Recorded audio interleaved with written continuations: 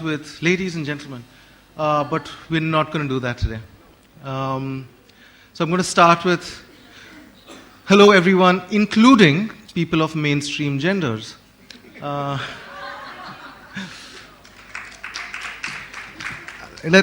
welcome to what we hope is going to be a challenging session, not just for people in the audience, but for us as well. There are several quite complex and difficult conversations that we intend to instigate and intend to perform over here as well. So let's hope this is it's going to be quite an exciting session.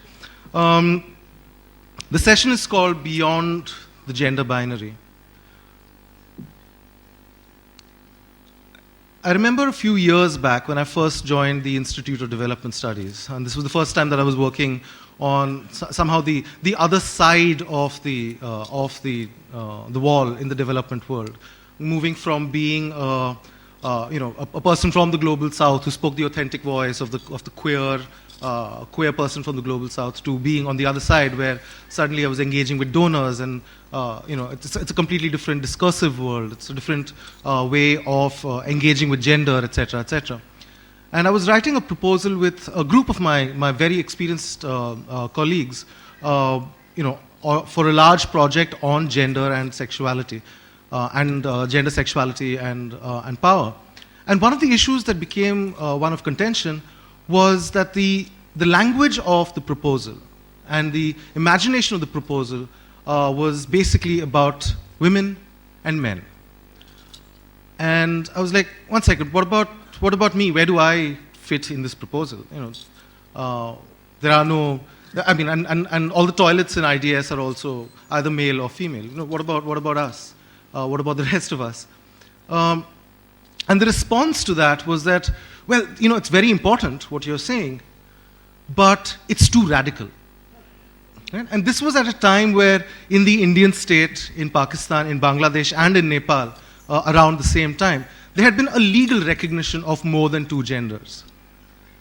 The very structure of governmentality, the imagination of the state in terms of gender, was already recognizing something that has always been a reality, that we live in a world of gender diversity. There are far more than two genders. And yet, the development discourse continues to imagine the entire world as being either male or female. And then there's that category of LGBTIQ, which somehow stands outside, which plays a certain kind of politics, whereby these LGBTIQ people are another type of people who deserve the same rights, and they can be provided with those rights and recognized and decriminalized, etc., without any implication for the way in which we understand gender more broadly, the way we understand masculinity and femininity and power and politics around gender and sexuality. The idea behind the session is to take exactly that apart, and we're going to try and do that by looking at it in two directions. One is to speak of experiences of activism that stem from outside of the male-female dichotomy. What does the world look like? What does development look like, etc.? What does politics look like from outside of the binary? And the second is to interrogate the way in which we understand gender itself from the context of race and class and caste, etc. Can gender be understood at all without, first and foremost, understanding these other things? So that's broadly what we're going to try and do. The format is going to be, actually what we wanted is to have a smaller room where we could have a far more informal kind of conversation. But we are stuck with the form and structure of the big hall, where there is the binary of us speakers and you listeners. But we're going to attempt to break that down. We're going to start with very brief presentations, very brief talks by four of us who are on stage right now. And then we'll get into a little talk show kind of situation and open it out to dissolve the the distinction between the stage and the audience and in the last part of the program. Just very quickly to introduce who we have on stage. My name is Akshay. I'm an anthropologist and an activist. I am based at the Institute of Development Studies in Sussex, but I'm in transition and I'm moving to India quite soon. We have Chenika Shah, who's a queer feminist activist and has worked on issues of communalism, feminist studies of science, and sexuality and sexual rights. Chenika is an active member of 2 autonomous voluntary collectives in Mumbai. That's the Forum Against Oppression of Women and Labia, which is a queer feminist LBT collective. Then we have Zethu Matebeni, I hope I pronounced that right, Matebeni, who is a senior researcher at the Institute for Humanities in Africa, that's HUMA, at the University of Cape Town in South Africa. Zethu is an activist in the academy and a documentary filmmaker. And we have Reshma Prasad, who is an LGBT rights activist, working specially with transgender women's rights in Bihar, and is the secretary of Dostana Safar, which is a CSO based in Patna. So this is us. And I'm going to hand over to Chenika to start us off with the conversation. Thanks.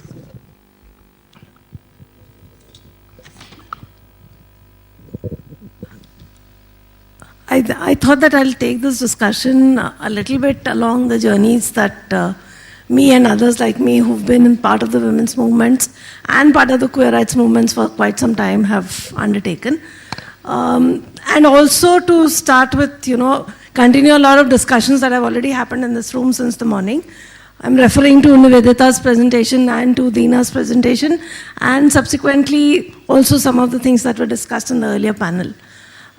So the first thing that comes to my mind is that when a question was asked from the audience about how do we use language in our work, there is a reimagination that we continuously need to do. And I think that from feminism, we got the language of gender. We got the language of sex and gender as 2 separate things. We made a separation between the 2, but we did assign a meaning, a biological meaning to sex and a social meaning to gender. And somewhere today in 2014, maybe that social meaning of gender has undergone a lot of change. The biological meaning of sex has undergone a lot of change. And somewhere we are understanding both these terms very differently when we look at what has transpired in the last 40 years. And I don't think that it's only the contribution of the queer rights movements, but of other movements as well. So I'm just trying to make that visible, the shift as I understand it and as some of us have understood it. So when we began and we spoke of men and women and we spoke of women not being born but being made, it was a big shift. It was a big shift in people's understanding of the social construction of gender as an ideology, of it being a social construction, and hence being read into every institution of society. I don't need to repeat that history here. But as we went along, it was clearer that all men and all women are not the same. That when we say men or when we say the masculine gender and when we say the feminine gender, then we are talking of many genders actually within it. And I'm not talking of individually taken genders, but I'm talking of how gender gets manifested in my location when I am somebody who is not only a woman, but who is also an upper caste woman living in the south, etc., etc. So all those various categories that get added, the categories get added, but the gender category then gets transformed. It's not as if I can speak in terms of, okay, now I speak of women, then I speak of Dalit women, then I speak of rural Dalit women. It doesn't add on like that. It transforms the way the way that I am woman gets transformed. And this was a learning that came to us, not because we were open to it, not because we thought of it. We, and when I say we here, I mean the upper caste, urban women who were one minuscule part of the women's movements in this country. To this minuscule part, the understanding of gender shifted because there were many others who questioned, who said that, and especially I would say that whether it was the class struggles or it was especially the caste struggles, that kept saying that you cannot separate the categories of caste and gender as, you know, that somebody is Dalit and somebody is woman is not two distinct things. I can never say whether this violence is happening on me because I'm a woman or it's happening on me because I'm a Dalit woman. And that I am a Dalit woman is not an addition of being Dalit and being woman, but it is the way in which I'm understanding gender. And I think that this was one of our big shifts in our understanding of gender. And similarly, when we looked at marginalized religions in the Indian context, in the growing hegemony of the Hindutva politics, when we look at minority religions, then again we realize that it's not about just being Muslim and being woman, but it's about this complex thing. That is how race, class, caste then define gender for us. So you cannot speak of gender without speaking of all of this. Is one learning that has come to the women's movements. And so today when we speak of gender, we cannot speak of it in absolute terms at all. While we speak of women, obviously, we are not talking of gender as an ideology while speaking only of women. So as femininity gets constructed, masculinity also gets constructed. And so if we speak of masculinities today, then we cannot speak only of the experience of being men or only of the privilege of being men. We have to speak of the various ways in which we are men. And I think that that's the point that we need to bring into our work, if we are working within a gender ideology, then this is the gender understanding that we need to bring in. So this is I think that one of the shifts that we constantly feel in the structure of gender itself, there's a shift. The other big shift has, of course, come from trans narratives. And I think that the clubbing together of LGBT is, in a sense, unfortunate.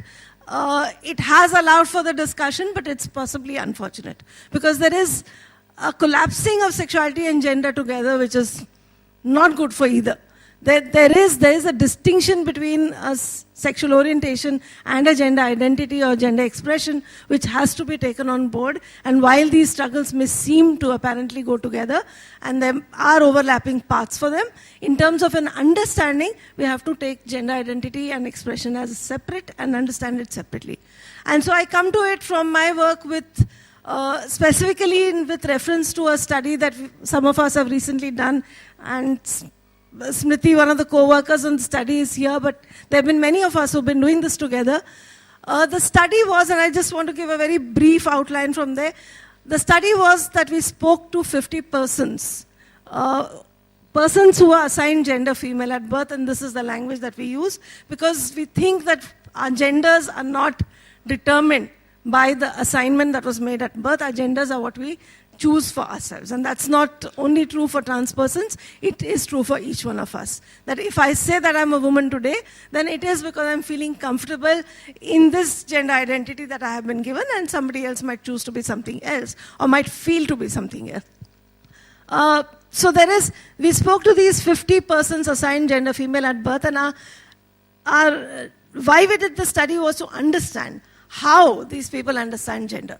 How do these people today, who were all in some sense queer, because they had broken one gender norm by either choosing to have partners who were from the same gender, or who were choosing to associate themselves with queer spaces in some manner or the other, we spoke to them, and we asked, one of the first questions that we asked them was, what is your current gender identity?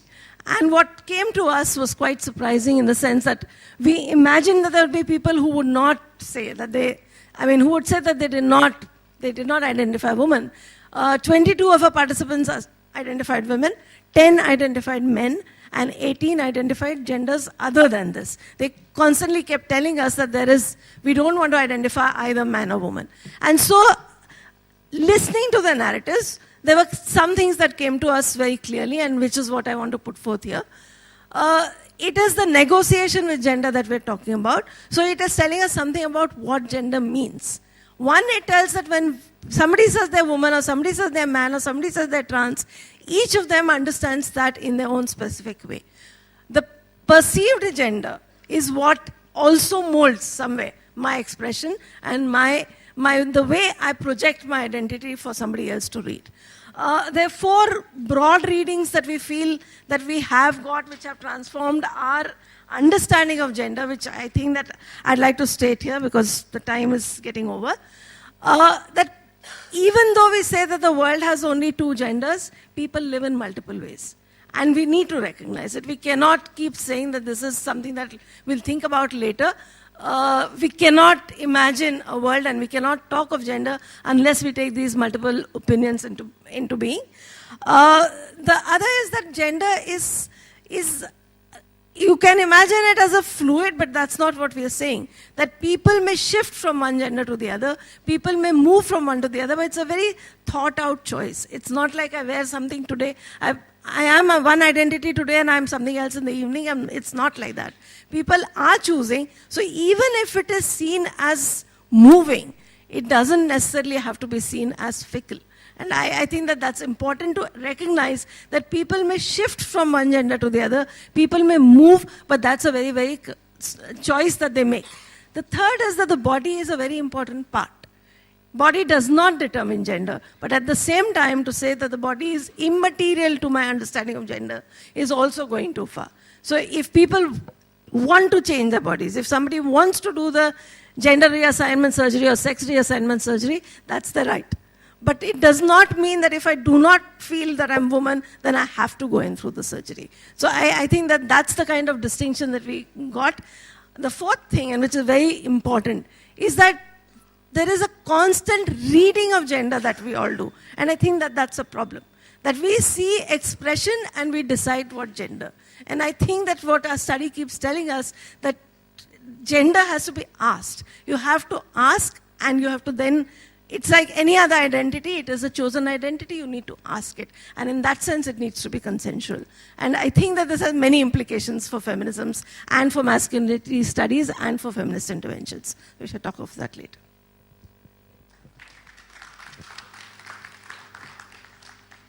Sorry, I totally forgot. We'd actually planned another order of speech. Very bad. But since we are going in this direction, Zethu, would you like to? Yeah, sure. Thank you. Good day, everybody. I just first want to thank the organizers and the conveners of this session, and to thank in particular Dean for getting me here. So basically what I want to do is, well, first of all, I will break the norm because I will have to go and stand over there. And secondly is to share my own perspective from South Africa. So what I will talk about is the lens from which to see what is going on in South Africa and in the continent from the vantage point of queer persons.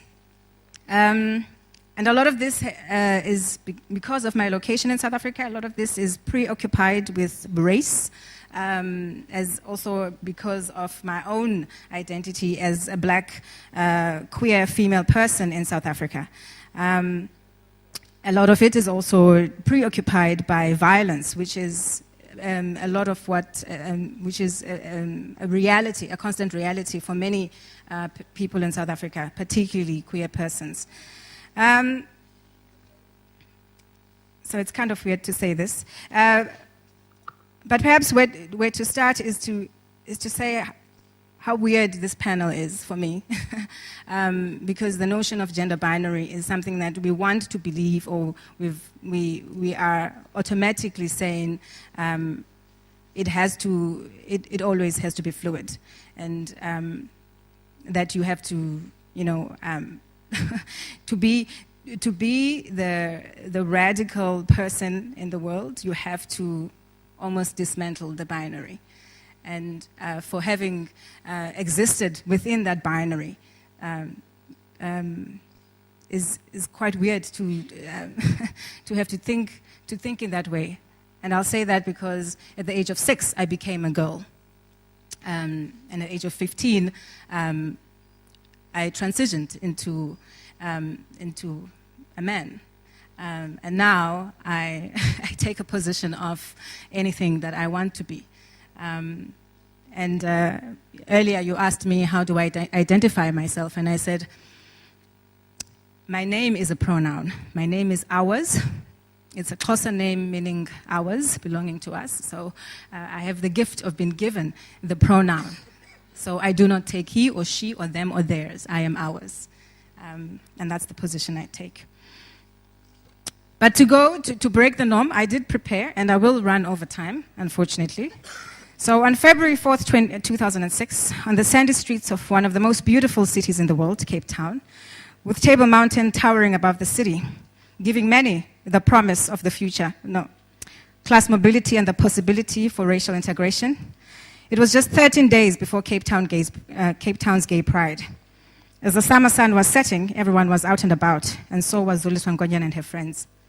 At 19, a gorgeous tomboy, masculine in presentation, while leaving the township bar she was at, she passed by the toilet and later started walking home with her soccer friend. A group of boys and some girls followed her, asking her why she was using the wrong toilet, and accused her of making advances of other women. For this, they clubbed her and stoned her to death. The blood from her head filled the streets of her township, Khayelitsha. Her mother was left speechless, shocked by the horrific murder of her beloved daughter. Her silence remained for months. Zoliswa's father stood watching from a distance, silent, not knowing that it was his daughter being murdered. He feared that the same group of boys would come after him if he intervened. Young women cheered on, titillated by the performance of violence and show put by this kind of masculinity. In that moment of desire and the lure for torture and inflicting pain on the other, their act escalated into a court case that would drag for 8 years. We became complicit in this act, denying to see what black lesbian masculinity offered us as a way out, an interrogation of the binary. What we saw was a poor young woman from the townships, a victim of what we called corrective rape, and marginalized by the structural inequalities presented by the not-so post-apartheid regime in South Africa. I start with Zoliswa's story, not because of the events of her death, but because of the challenge and opportunities presented by her life. Having taken her position between the binary, what she was doing was at the time unthinkable. The bravery of a young female-bodied person, to many just a woman, boldly taking the streets, claiming her gender identity, her same-sex erotic desire, her class position, the blackness of her skin, her social condition, and her Africanness. She was on the streets. She took it all there, and we couldn't deal. Zoliswa's life haunts me. Every day I ask myself, why could you not see what Zoliswa offered us? It was not just another death of a black lesbian, as the media wanted us to see. It was a life filled with rapturous moments, challenging the way we organize our existence, unmasking and naming gender privilege. Zoliswa made me see the makings of this gender binary and be aware of the restrictive regimes that limit how we should experience our lives. She reminded me of how we should put our bodies out there to speak truth to power and to the invented cultural norms and discourses that have made us what we are not. And so have other people. As this extract shows, will you please play the video? Taken from a documentary film called Breaking Out of the Box, about black lesbian life in South Africa. Figile Vilakazi, one of the main protagonists, is Isangoma, a traditional healer. In the film, she offers a narrative that flies in the face of prejudicial assertions on culture and sexuality.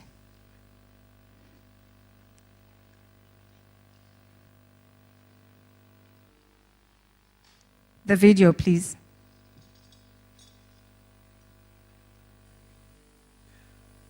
Asangoma. I come from a family history where homosexuality is in our heritage, if you want to call it homosexuality. But if you want to call it sexuality in its diversity, I come from that kind of background where sexuality is fluid. When people argue that homosexuality is something that we've inherited from the West, I don't believe that is true. And personally, I find it as an insult. I don't think that it's correct to allow people to continue to argue that homosexuality is not African. Because by saying so, you're actually saying to me that I'm not African.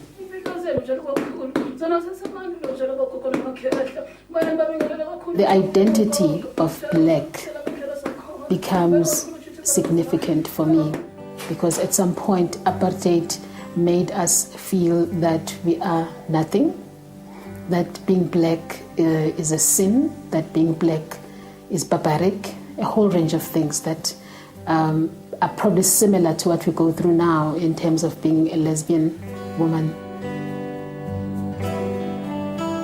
for me. There is no way that I can move myself from that history. You know, we come from that deep history of isolation, of exclusion and marginalization that informs who I am today in all my identities. Thank you.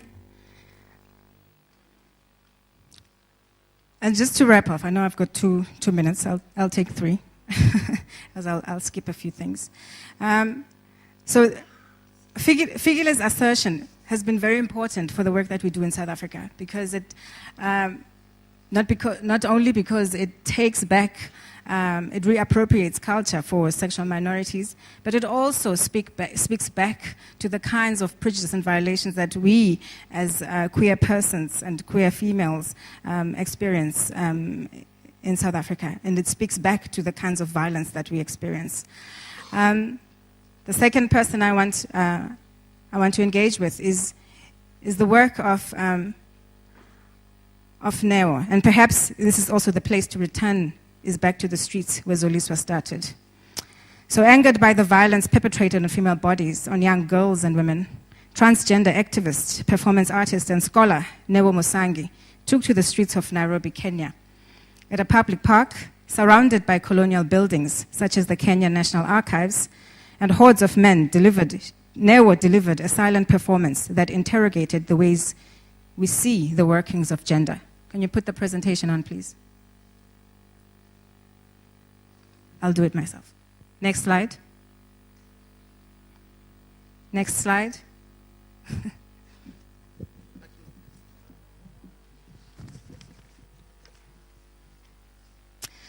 In time and space, that's okay, was a coming out from a public closet through an assortment of garments that gender the body of a child, a traditional Maasai person, a female person in contemporary Kenya.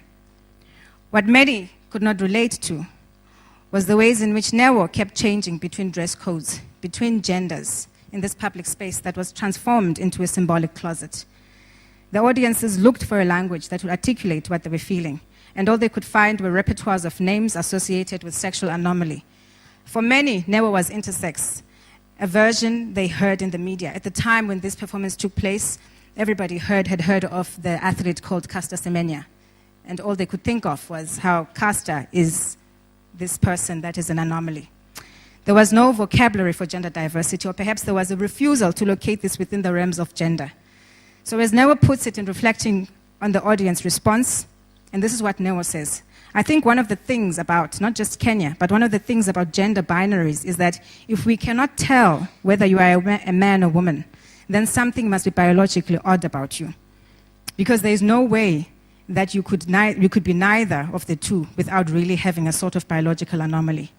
And so intersex for many people is an easier way to deal with the gender ambiguity or gender queerness than to imagine that actually I could be trans, I could be gender non-conforming, I could choose to look that particular way. End of quote. By claiming this particular space, a monumental location in Nairobi and in front of National Archives, a space known historically, at least in Africa, to have invisibilized the lives of gender non-conforming and transgender persons, Neo curates this act to insert themselves into history and hopefully to the archive. They, that's Neo's pronoun, remind us how nationhood, race, and gender are implicated in the complicated story of our lives. Mostly, what Neo reveals to us is the work of dismantling gender binaries requires the necessary risks to out the public scandal that forces us to remain private. But we should not be relegated to the private domain. As Zoliswa, Fikile, and Neo remind me every day in my sleepless nights, we have to take it to the streets. The struggle for gender diversity is not a private matter. It requires us to take risks, bold risks, that will give us space to the so much required voices and bodies of dissent and opposition to the regulatory regimes. Yeah, I'll stop there.